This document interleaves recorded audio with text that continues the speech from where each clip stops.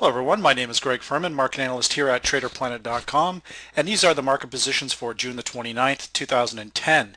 Now our first position for tonight, we're going to be going into the frozen pork belly futures, Now we've been trading this pair long for about probably just over a month now. We recently had a good position back in that 99 area. I suggested that the frozen pork bellies were going to push back up above the 100 mark. They've actually closed in the 102.20 area, which is another good strong move. Now, having a look at our main indicators, we've got our predicted true strength indicator from Vantage Point has made the crossover in oversold territory. Predicted MACD moving above towards the zero line, not quite above it yet, excuse me, but very close. We've got our true strength indicator is above the zero line. Our predicted medium and long-term differences also above that zero line. Now our triple EMA crossover is getting very close to making that move, but it still hasn't quite got there yet. So that just tells me we're going to experience some volatility, which is fine. We can see this today. We've moved down into the 99 area with a high of 101.20, but again, the close of 101.20 is a very good strong close. So let's go in and have a look at the main crossovers and make sure everything still looks good here. So what we usually do in a case like this, we run through the short, the medium, and the long-term crossover just to be sure what's happening. So we can see our short-term indicator, the most volatile indicator of our four main indicators, still showing to the upside. We've got a trending move coming.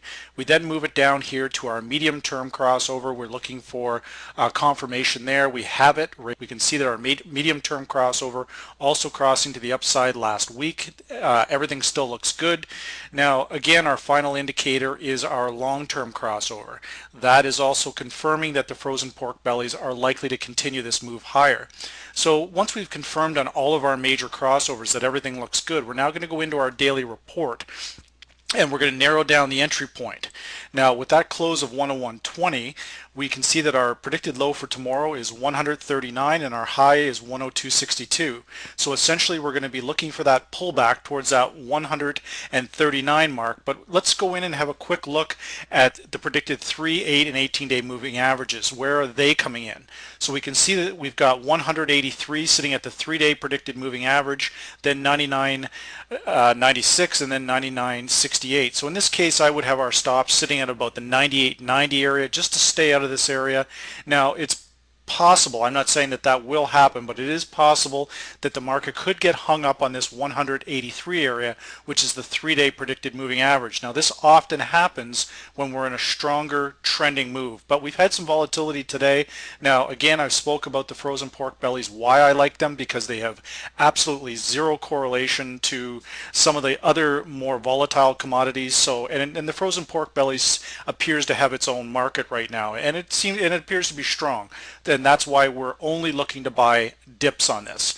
So again, that's our first position for tomorrow. Now for our second position, we're going to go back into the foreign exchange market.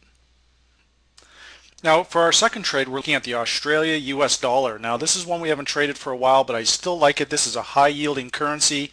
We've got our predicted medium and long-term differences holding above the zero line, but definitely experiencing some volatility. Our predicted MACD and our predicted true strength indicator both still supportive of this trade, however somewhat overbought. So the fact that it's overbought, we're going to again use a dip to get into long positions. Now identifying critical areas here of support, 86.20, 86.87 and 87.15 with a close of 87.23. Now all stops in this particular case will be below the 86.20 area, just to clearly identify that. Now in this particular case, the reason we have the stops below the 18-day predicted moving average is so we can absorb some of this daily intraday volatility. Now we have had somewhat of a softer close here today, so we're going to go in and have a look at the short, the medium, and the long-term crossover here. Now looking at the short-term crossover, we can see that it's basically running flat. So we're then going to go to our medium term to look for support. Our medium term crossover is also somewhat flat, but it's still holding above the trigger. And Now, excuse me, looking at our long-term crossover, we can see that we've got a good separation of lines here and everything is still supportive. So now that we've identified that we're somewhat flat in the short and the medium term, but the longer term is still supportive of long positions on Australia US, that tells us that we want to wait, let the market pull back, and then we're going to use that to get into our entry point. So from that, we're going to switch into our daily report. Our daily report now shows the neural index holding at 1. Our predicted short-term differences are slightly negative, so we don't have a crossover, basically running flat.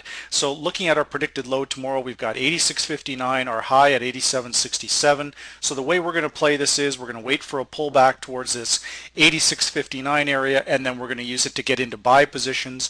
And our stops in this particular case should be about the 85.50, which is about 100 pips away. Now, I'm often asked about stop losses and how much is stop should you use.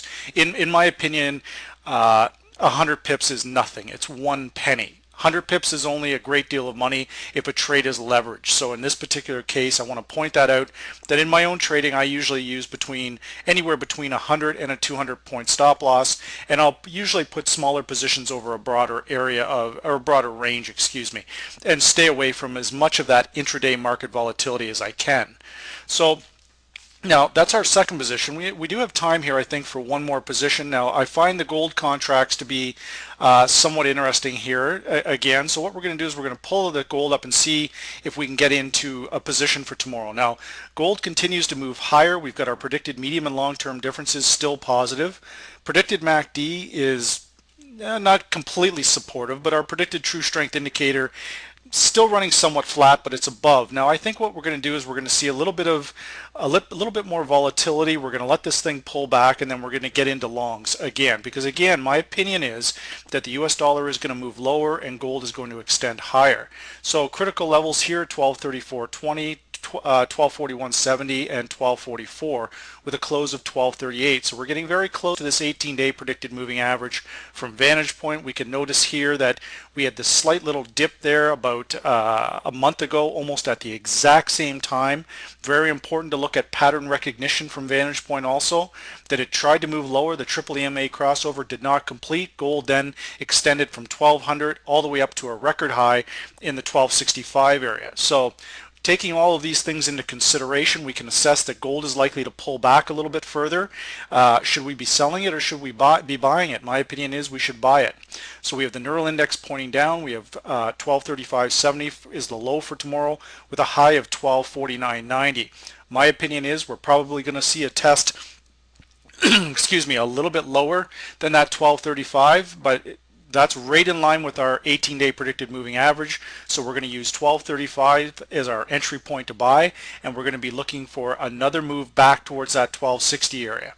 Now, looking at our lower points over the last little while, we should definitely have our stops at the very least below the 1200 mark. That's a reasonable area to have stops on these kind of contracts. We have to leave some room for volatility, and as long as we do, we should be successful. So once again, my name is Greg Furman, market analyst at TraderPlanet.com, and these are the market positions for June the 29th, 2010.